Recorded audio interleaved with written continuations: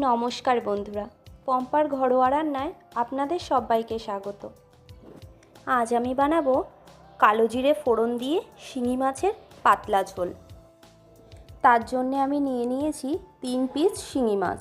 মাছগুলোকে আমি কেটে ধুয়ে ভালো করে পরিষ্কার করে নিয়েছি। এবার মাছে আমি নুন ও হলুদ মাখিয়ে নিচ্ছি।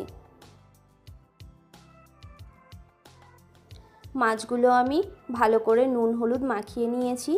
এবার মাছগুলো ভাজার জন্য আমি একটা কড়াই গরম করে কড়াইয়ে 3 চামচ মতন সর্ষের তেল দিয়ে দিচ্ছি।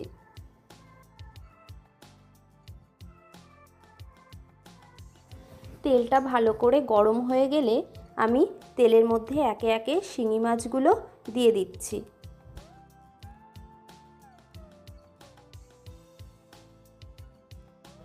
মাছগুলো এক সাইড ভাজা হয়ে গেছে, এবার আমি উল্টে দিয়ে অন্য সাইডটাও ভেজে নেব।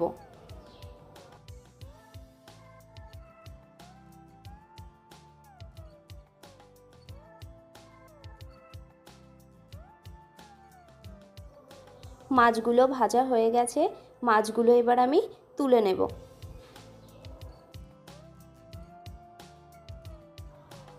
এবার ওই মাছ ভাজা তেলের মধ্যেই দিয়ে দেব একটা তেজপাতা, দেব 1 চামচ মতন কালো জিরে। ফোড়নটাকে প্রায় 30 সেকেন্ড ধরে আমি একটু খুন্তি দিয়ে ভালো করে নেড়ে চেড়ে নেব।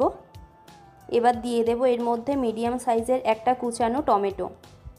টমেটোটাকেও বেশ ভালো করে আমি নেড়ে চেড়ে একটু নরম করে নেব। টমেটোটা নরম হয়ে আসলে এর মধ্যে দিয়ে দেব আগে থেকে ভেজে রাখা শিঙি মাছগুলো। মাছগুলোকেও খুব ভালো করে নেড়ে চেড়ে মিশিয়ে নিয়ে এর মধ্যে দিয়ে দেব পরিমাণ মতন জল।